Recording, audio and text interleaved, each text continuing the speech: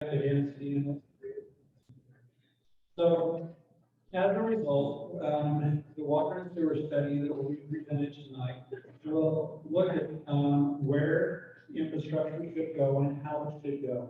And so after we have the presentation, we're going to break out in the back and we will have some boards and tables set up and we'll have representatives from, on this side, we'll have representatives for the sewer study, and then over here, we'll have representatives for the water. Excuse me, exactly, thank you, Jared.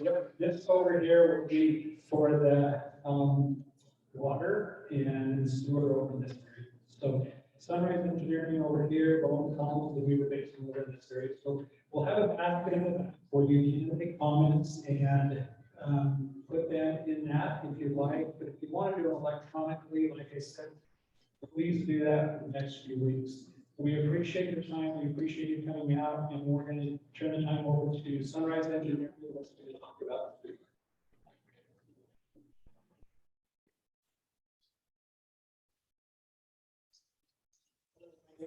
Jared Anderson. I have got a earpiece in my ear because we're doing 2 recordings. So there's a recording from the laptop, and there's also a recording that we're doing with this camera. So I'm not talking to anybody. I don't have a mic line. It's here. It's amazing to actually get to see the support tonight. Really glad that all of you took your time and come out to see what we have to present. I need to make sure our IT guy is ready.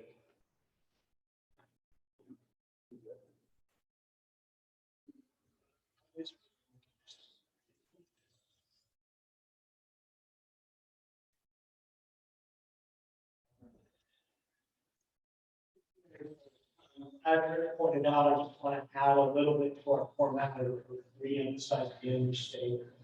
This is a presentation of month-long work in both of these studies. So we're presenting what our findings are.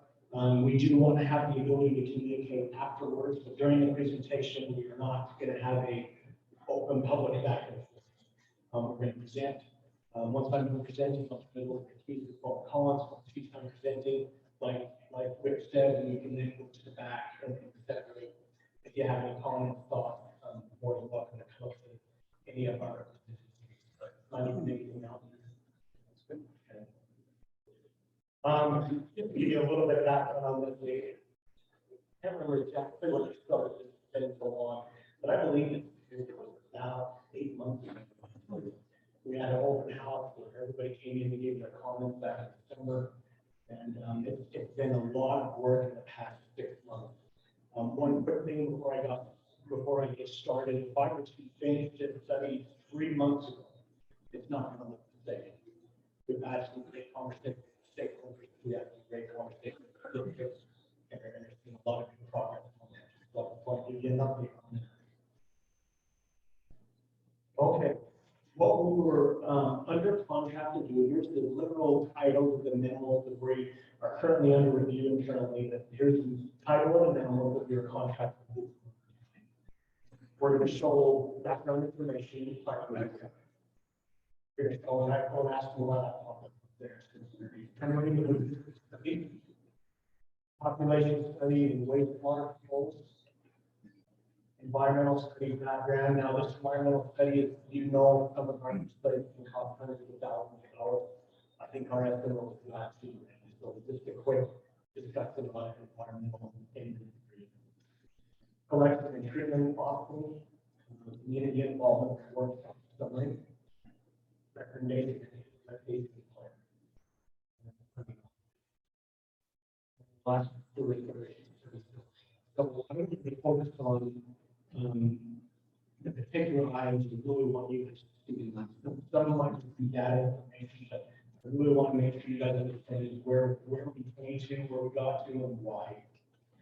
So the things I want to talk about tonight is first of all growth projection and how that coordinates with this infrastructure feasibility. Cost estimates. I'm not getting into a whole lot of detail on cost estimates. I have an example of one that can make a point. stakeholder coordination. This, again, like I started out, this has been a huge key. I know that a lot of studies have been done, not just here in North Valley. I'm from Oregon. Many studies have been done, and it just, I don't know if studies work real well.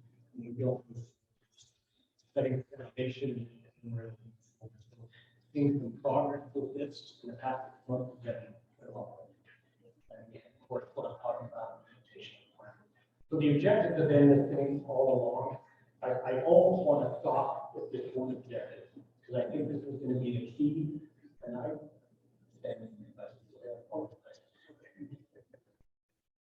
really think that this document is, and it's basic as improved groundwater quality to management. That's the basic objective of the study. One of the other objectives is to evaluate collection, treatment, and discharge policy. I am an engineer by trade, so I'm going to show you here in a minute how I would have looked at it if we didn't have existing districts, if we didn't, how I would just think, okay, I've got a new sheet, how would I evaluate this? And then that'll be different than the option that we're going to mention it, and mention it often throughout this presentation, the work that we've done, existing district and stakeholders that we had. And then of course the full that you can see in this action. So what I want to start out with first is some of you that are familiar with the general plan. To be honest, I'm not familiar with the Morgan County general plan, so I enjoy reading, but at the same time, I'm pretty that the general plan is in place in order for things like this to happen. It really is the foundation of what's happening in Ogden County. And what they have in the general plan is it dictates these 5 village areas. Now, I'll get into the study a little bit, but if, I don't know if you noticed the first slide, the valley study. There was a study done for Stewart on the south portion of the valley back in 2011. So that study was performed back then. So we were tasked to do the north portion.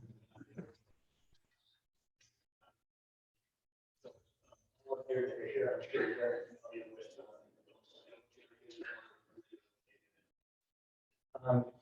as we look at growth is a very interesting word, and we do our best to estimate what's going to happen, and it's never exact. It's never exact. Depending on the year, depending on what happens, we just don't know how to see it out. For the purpose of this study, we looked at those areas. We did a weighted average for the goal, but we approximated 7%. That is high. We want to be conservative, but that is high. Now, the reason why we want to look at a growth estimate like that is if we start infrastructure, we want to say, hey, if there's growth happening, we know it's going to happen for 20 years, let's build this infrastructure to accommodate for that. It just makes money sense. So, what we evaluated is, got a little, there you can see that.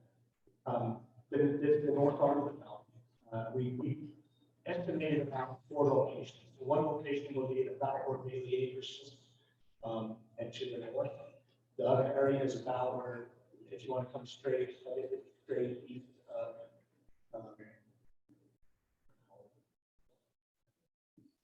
want to go straight east of Nordic Valley. That's about where that location is 3300 north. And then this last area here, that is really interesting. I won't use the lake too long. That is just going to be about where the junior high is, and where they'll be distributed. And we've got a low area here, and that includes the remaining of the area. So what we're doing is, you can see over here to the left, I'm performing this study. Bailey Acres, if we were to estimate a 20-year build out, it was 1 million gallons per day. The Bailey Acres location, 1.3 million gallons per day. Now that's fine. That's a big number. If you were to ask me one-on-one, are we going to see that in 20 years? I'm going to probably say I don't. But we're looking at it. 3.5 million gallons per day would be a 300 north. If we keep moving down, this is collecting. So it's getting bigger and bigger as we go down because it's collecting all the potential of what we coming down to a line. 27, 25 north, 3.2 million, the low area here, we're going to take the estimated growth of that entire area, a high 7%, and with a 20-year build out, and we're approximately $5 million. Now that's, again, being very discreet. That's a very, quite a high number. I don't think there's any plans to we could. So this is a little bit more detailed. I apologize first of all for myself because I might need glasses and I cannot see that very well. But I'll try and explain that. As we're looking at this evaluation, the elevation on this northern spot here where we started to do it, if you try about where the road breaks off going to a line line there. Elevation is 5230. Elevation down the low block 40. I haven't lived here as long as any of you guys. We were kind of engineering for a while, been up and down the road a bit. If somebody would have told me ahead of time, it's a 300-foot drop. No, not maybe but a 300-foot drop on the top of the line. Again, if I don't have any districts, I'm ignoring that and just saying, what would I do to plan and sewer? So I say top and bottom, that's how we would start the initial design. So we did look at, we tried to figure out what the low spot for. We've got a low spot here, here, and here. It's coming on that north arm. The top two low spots, we giving some suggestions of how we can operate those. One is the deep sewer, another one is just coming around the road a little bit and see if we can come to an existing concrete. If we can't, then we'll have to lift it that way. The bigger one spot is going to be right here with me on across the bigger across that we will have to do. We looked at all options, elevation, and trying to bring it around. That's kind of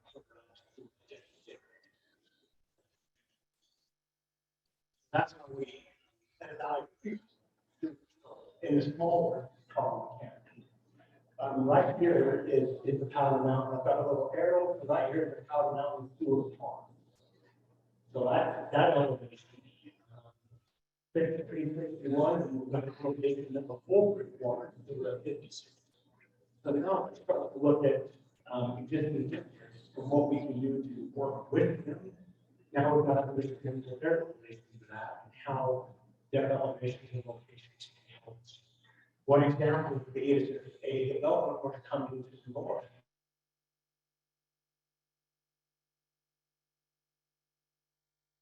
Much of the little things to live, but not around me. Now, I know talking about operation, I really a lot of things to get that into a better place. So I understand all that, but if you're just looking at the 30,000 foot view from a cost perspective, that would be similar. We have subdivision. As I'm driving up here, I saw a lot of roads.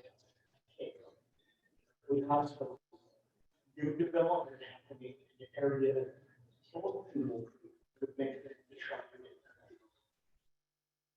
We do estimates a little bit.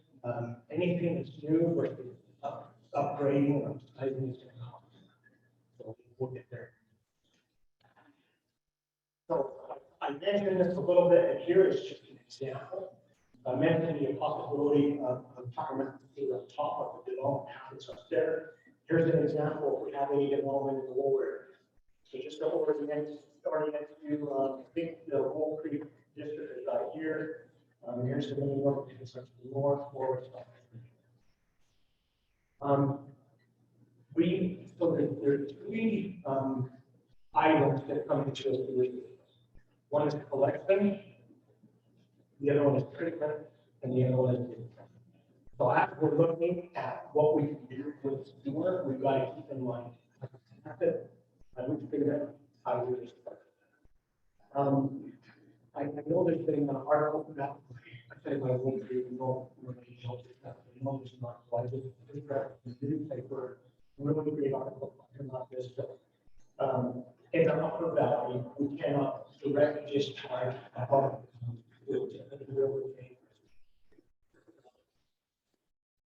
either have to under We either have to discharge underground, we can evaporate, and the other option is to put a couple of trees. Now, evaporation, even though that happens in many areas, if we have an ability to reuse that is going to be the way the town is, and that's what we want to do. If our top option, we believe, is to reuse the effluent. As you might not be aware of, there's also a code where if you're using water, you have to have applicants of the original owners of those rights. So whoever has a specific right to water, any sewer district to use water has to have that. We understand the process, what we need to do, we've been in discussions with water rights owners. What we want to know, what they is they're we're just going to do evacuation on and wash them back. And they said, we have to reuse it. And maybe see what opportunity to reuse it. Possibly associated with that. How long? Responses, do you have to send it to there's a sign. So like the nominal and just as freedom of different house. Background on the recording. Give it. Now, we're talking about a half hour, we don't think we have much here. Like, I won't say that.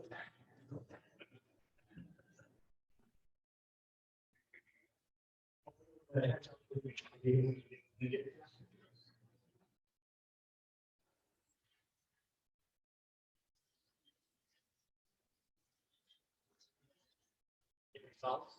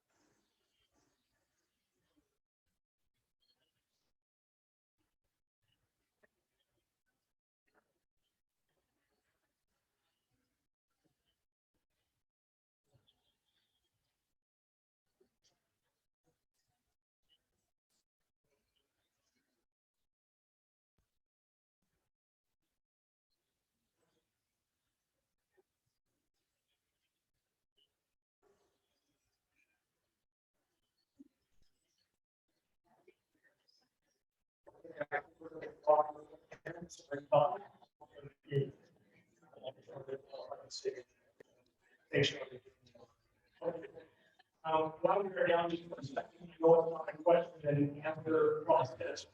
I did happen to have somebody who's got a quick question. Let's just, okay. And that's what it is. I think the best way I could define a stakeholder would be those with interest in properties in the sewer. And we can define a lot of different groups. And one of the higher groups I would say is the districts themselves. They're definitely a high stakeholder in this process. And the next word I would use, which was in that article from the paper, is new development.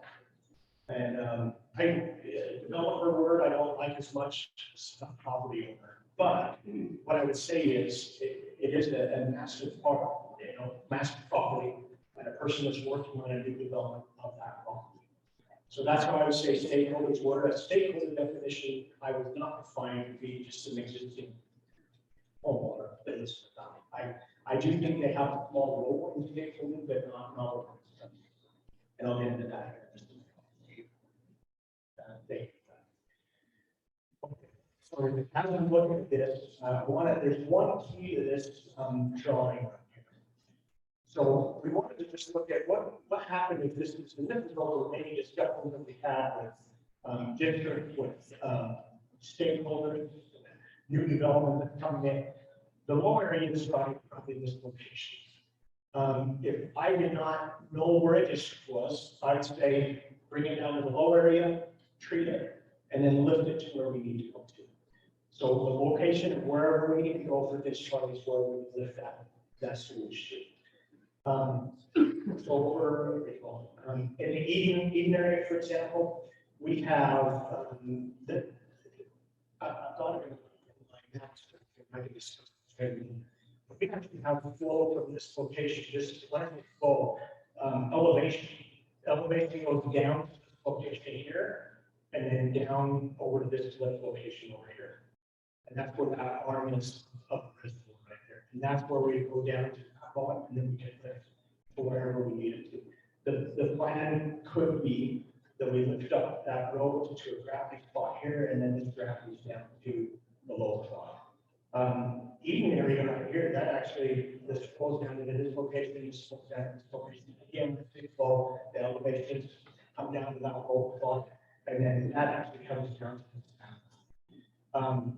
This might be a good time, I'll get back to this, but some of you are looking at the maps back here. A couple of the maps do show the elevations and which way the road is going. Does that mean sewer line is going to go in? I don't think the sewer line will ever. I don't know.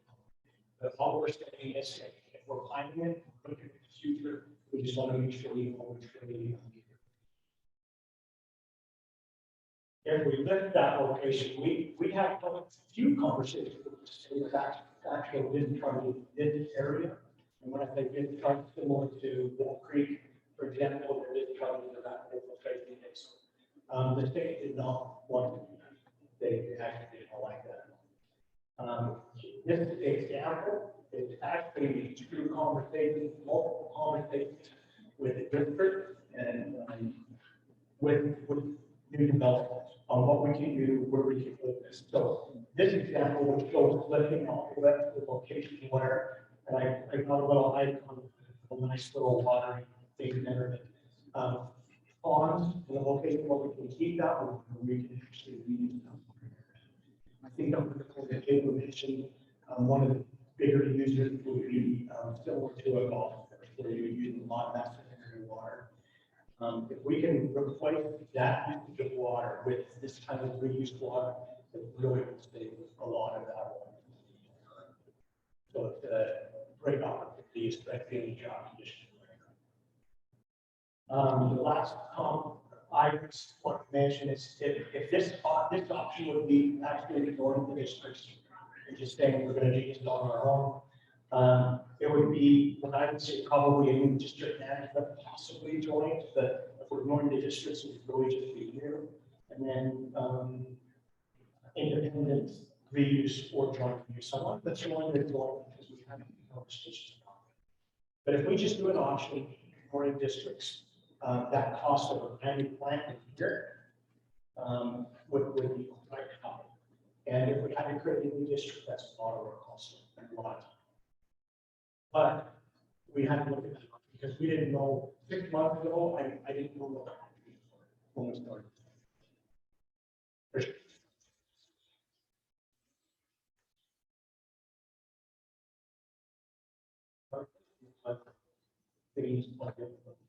Oh. So option two came about after the discussion we had the past few months with new development with the existing district. And then again, this is the Wolf Creek area. So this is where Wolf Creek water is included. So now the thought process of what we could do is moving forward instead of having a new plant in a low area somewhere. And again, this is an area. If your house happens to be right under this building, that doesn't mean it's just lower. So that's everything. But now we have the ability to lift and bring that up to an existing district and facility. Now, of course, that facility will have to be expanded. But to expand an existing utility and have an existing district do that expansion with the new one is extremely costly. Where the main thing is we're actually we're lifting that up to this district. They're going to treat the water. It will be the same pressurized treated water up to reuse. And that's I don't know how to say it, I'm using the phrase, this isn't something just to imagine right now. We're really moving forward in this direction and figuring out what we can do to accommodate. It's actually pretty exciting. So to emphasize what I just said, to go over real quick again, the one option we did independent design with all the items I discussed, with treatment facility, given new management, new district, possibly one, and then the possibility of two districts in the area too. We work with the district, with the stakeholder, and hopefully one of the definitions of stakeholder. We understand we have lift stations, but we have enough of it. We have existing management, and do not have two districts, still have two districts. And of course, the reuse coordination with the multiple phases. That reuse plan is high up on that edge for a reason. They want it high enough they can practice, and actually want it high enough that if there's a possibility in the future where having that water possibly also treat their water and then have that control. I have only listed 3 items on here, and that's the only item I have understood as funding options. First one being stakeholder contributions. When I'm talking about stakeholder, this is development. And I probably could simply develop contributing the money and add to it. So where we're looking at dollars from this new development contributions, state sewer funding federal. So I want to make sure that it's pretty clear that we do not have a whole lot of existing.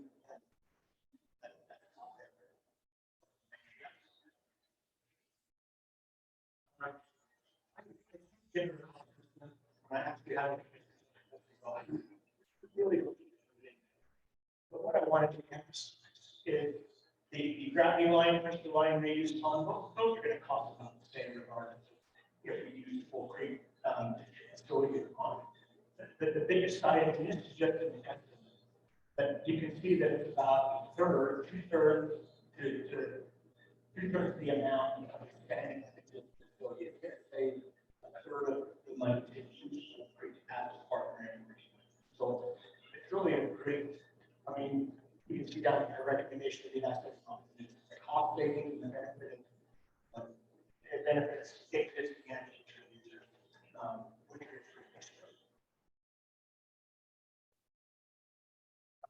Stakeholder coordination.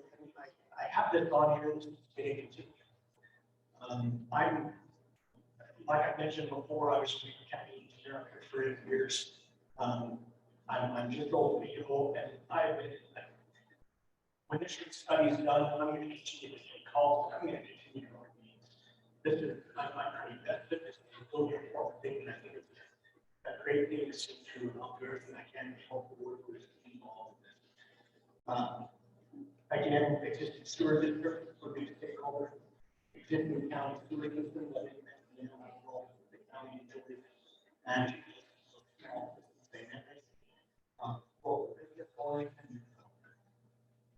so those are the question of the stakeholder definition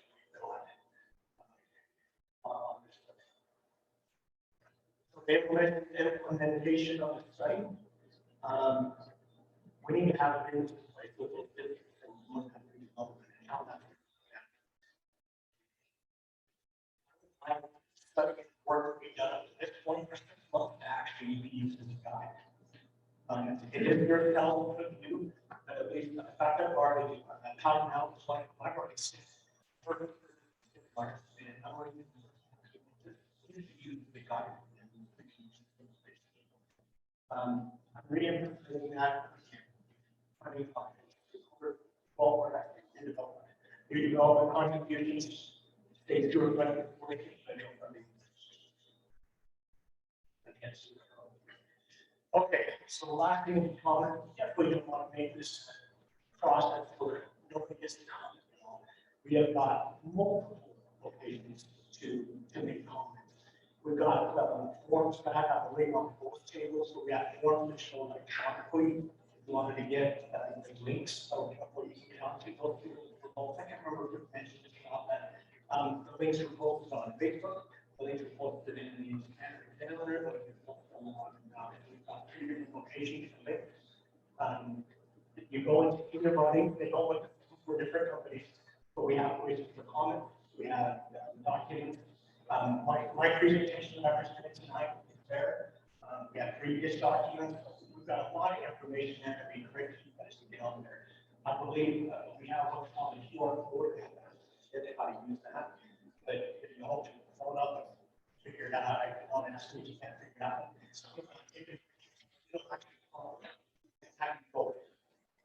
You don't want to like grab a paper or just use your phone.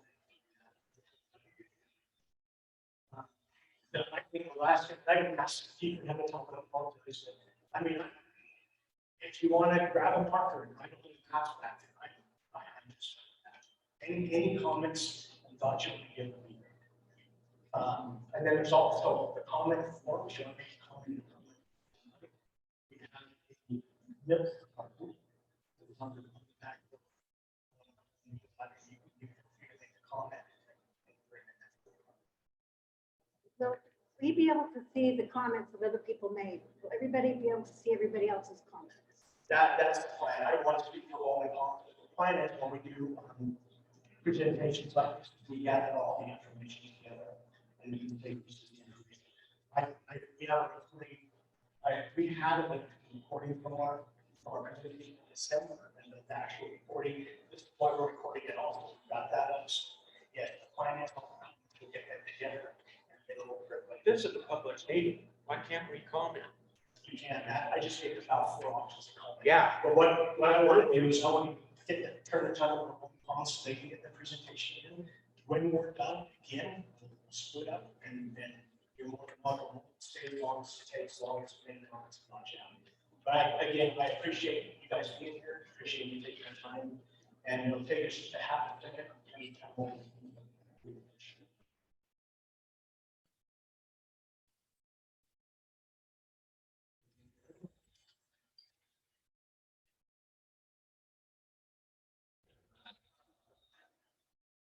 I very much appreciate being here. It's rare that water gets to go second. It's usually after sewer presentation, you have to wash your hands and speak to me. Little engineered humor for you. Okay, thank you. Be here all night. Let's see. So one thing that I just wanted to mention, we are really excited to hear all your comments. However, I would note that what Jared and I have been doing is looking at infrastructure on the sewer and on the water side. So we don't have a whole lot of control over the land use or the densities or development. But we do have representatives from the county here, Rick Rover, who started, and a couple others that are available to answer your questions on that. But water over on this side, sewer over on that side. Okay, so it looks like we're up and running here. And I've been instructed to have to move around a little bit for the camera to catch me, so it looks like a TED Talk. That's, there you go. All right, so let's go micro control. Project summary. We have been hired to understand water resources in the Ogden Valley, and that was the purpose of this study. We prepared a regional study looking at culinary and non-agricultural secondary water use. The ag water is outside that we looked at, basically residential and commercial type out use. In the past, studies have shown that there's 83 different water entities that are in the area. So that's a lot of different things to coordinate. We had to kind of simplify that and looked at delivering water just to the major providers. However, those other water providers connect into the system and work together that way. The project scope is to bring storage, projections, capacity, and infrastructure into one valley-wide plan. And when I use the word plan, I want to be very clear that no decisions have been made at this point. It's not a specific plan per se in place, other than to provide options for how water might be provided and what that might cost, etc. And then this, the goal of this is really just to inform future decisions so people can make informed decisions about how to grow. Our objective, were to understand existing infrastructure, project supply and demand, identify solutions, and then options to implement those solutions moving forward. And so that's kind of how I'm going to go through this presentation. First, growth projections. As mentioned, this information is provided based on the 2016 master plan of potential development that could happen in the county. What we did is we took that projected growth and we separated it into production areas where water is supplied, the actual water provider. And you can see kind of what that looks like over time with different water providers. One of them has this information if you want to look at that a little closer. In short, there are potentially just shy of 10,000 existing additional units remaining that could be developed in the background. So let's talk about supply for just a second. The first thing we did was to look at your existing supply. And essentially, we came to something that you probably could have told us pretty quick is if you look at the existing providers, there are no substantial water resources available from the existing municipal sources. There's some little slivers here and there that can be used for a little bit, but no major sources, certainly not to satisfy the additional 10,000 units. We looked at future supply and identified three potential options. One is new groundwater development, two is agricultural conversion, and three is import water. So we'll talk about those three really quick. Groundwater, we basically concluded groundwater doesn't exist, and you could put a well in the southeast corner of the valley and access good water there. However, the water rights don't exist, and you would be competing for water with other providers. So bottom line is that drilling new wells is not recommended as part of the solution for water development. Okay, so let's talk about that conversion. So what this means is when we develop an area that has historically been irrigated, the water that's used for that agricultural uses becomes available for both indoor and outdoor use. So that frees up water that could be used for other purposes. So we looked at that and figured out what would happen for development in different ways. But one thing that we concluded is that there is sufficient unirrigated land to develop all projected future growth if lot size is limited. So in other words, you could take all growth, you could put it on that unirrigated land and not really free up a lot of agricultural water. And that's sort of the goal of the general plan is to do more of that clustering and avoid taking agricultural land out of production. So again, for planning purposes, we need to at least consider an option in which there is no agri-water that becomes available. So for that option number 3, which is import water. So what we did was we looked at how much import water would we need if we looked at all kinds of different sizes of plots. And what we found is if we end up with a 0.2 acre lot on average for new development, we kind of maximize the amount of water that we need. If we go for bigger lot sizes, we start having to get into ag land and we free up ag water. For smaller lot sizes, we're not as much irrigation, right? So what that means is ultimately that's our peak amount. And the amount of water that we would need for that set of conditions is just over 5,000, 50 acre feet of additional water.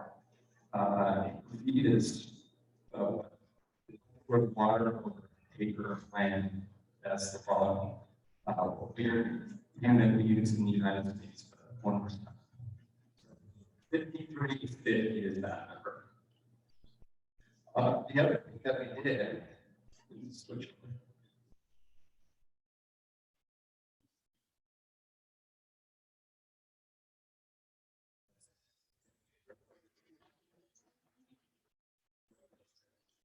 The other thing that we did was we talked to Beaver Basin and looked at their available water.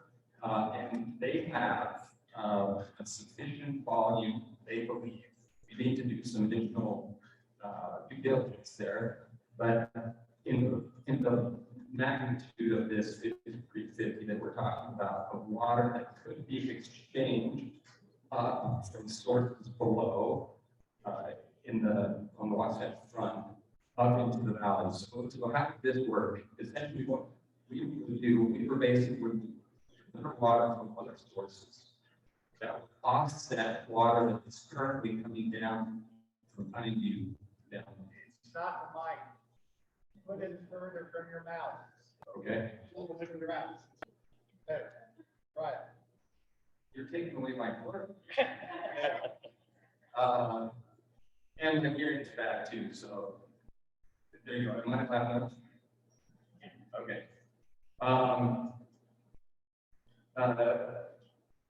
Essentially, that water would be released, would be held out in the valley and replaced with other water. So that's what other water. Okay, so if we do that, then what we wanted to do is we wanted to look specifically about what we would need from a culinary water system standpoint. And so we have a total on the culinary side, this is non-irrigation, of that total, about 4,100 would be needed for culinary water use, which totals about 5,500 gallons per minute. That becomes the basis for our design moving forward. Okay, so with that in mind, we said, okay, now how do we get that amount of water, 5,500 gallons per minute, how do we get that and deliver it to where it's needed? So we looked at 4 different options. First option was Ogden Valley wells. Essentially what we said, we could go drill some wells in that southeast corner. We already talked about that one. We don't have the water rights to do that, so that one's going to be on.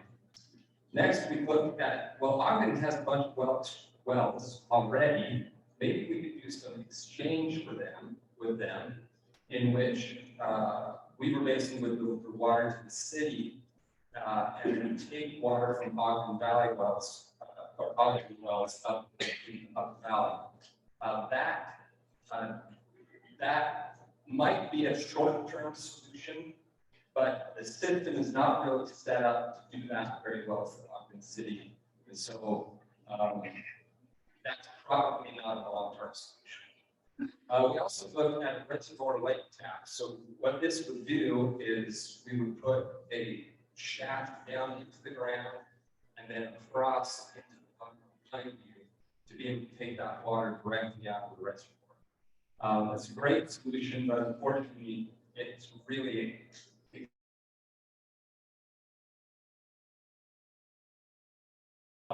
alternative that seems the most promising is to look at a diversion on the South Fork that would be below all other water rights associated with in the valley. And that water can be pulled off there, treated, and then put into a system. Okay.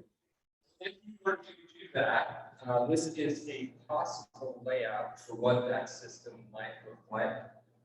Essentially, we would be delivering to different locations through the valley. You have main, let's see, there we go.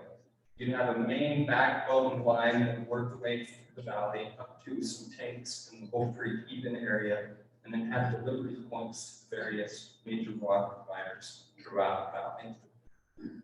So that's the basic system.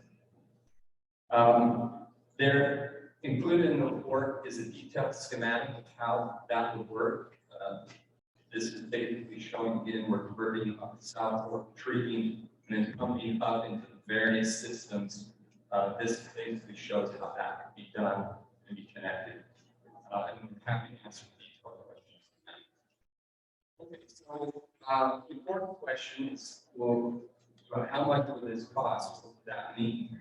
And essentially, the first phase would cost an estimated 54 million. That puts the major backbone of the system into place. And then over time, as demands grow, there would need to be an additional 10 million that would be added in terms of additional pump station capacity and heating pipelines. Okay. So one of the important things is, okay, well, who would pay for this and how would it be done? And our job was to figure out all those answers necessarily, but to provide some information that could then be taken forward as people begin to talk, figure out solutions. So it is important, though, that we understand how much that would cost.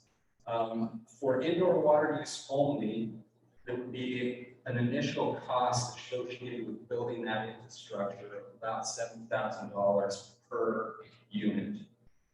For a 0.2 acre lot with irrigation, with pulmonary irrigation, it would be about $19,000. To put that in perspective, impact fees along the Wasatch Front right now average $3,000 to $4,000 in terms of infrastructure without water rights. So it is significantly expensive water, but that is what it would take to make that happen.